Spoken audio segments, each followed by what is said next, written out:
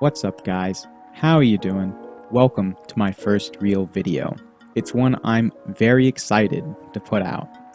Because of power creep, when we go back to old zones, we usually one-shot everything, and the limiting factor in how fast we can run dungeons and raids or complete quests is no longer our DPS, but our move speed.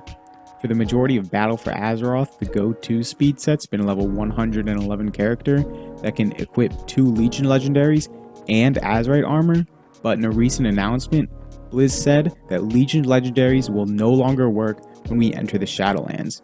And since speed sets are a very important part of farming old content, I decided to make one that would survive into the new expansion. So here's how you can run into the Shadowlands faster than a ground mount.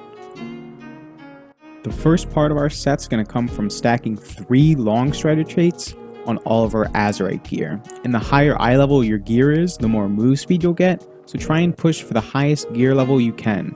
Right now, the best gear you can get is from the Ny'alotha raid, but since that's the current tier, if you're a new or a returning player, it might be a little out of your reach. So for this character, I got all my Azerite gear from world quests and emissaries.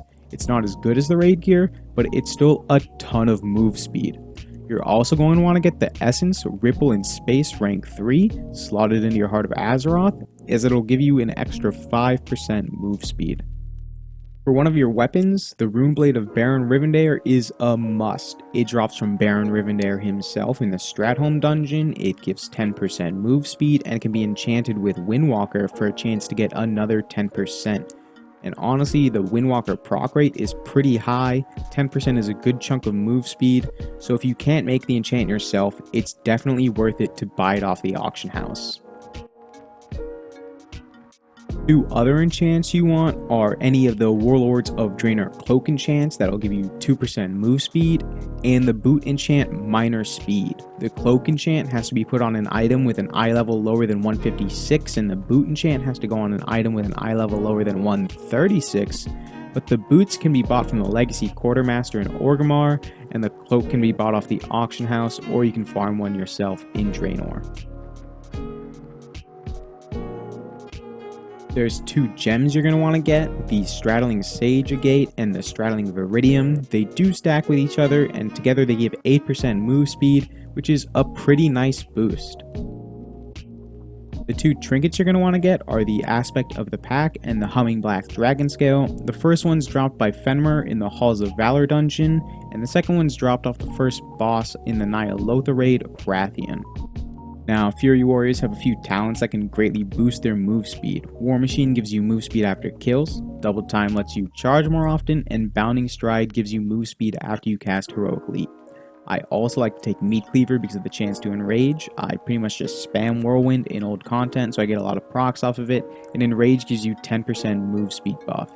It should be noted that War Machine and Aspect of the Pack only work on kills that give you experience or honor, so if you're killing things more than about 10 levels lower than you, you won't get move speed boosts from them. If you have a little bit of extra gold, I'd recommend buying Bear Tartar and Swiftness potions. They're both dirt cheap on most realms, and they do give you a good movement speed bonus. Now for the gear slots I didn't cover, the best thing to do is hope you get lucky and get a socket or the tertiary speed stat on them, but honestly stacking the raw speed stat isn't the best thing as it gives you diminishing returns the more you get.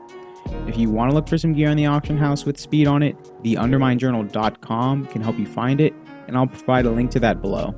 The rest of the slots I can enchant and gem are focused on increasing my highest secondary stat to improve the long strider bonus. Finally, as a Zandalari troll, my passive gives me 5% move speed bonus, making us the fastest race in the game.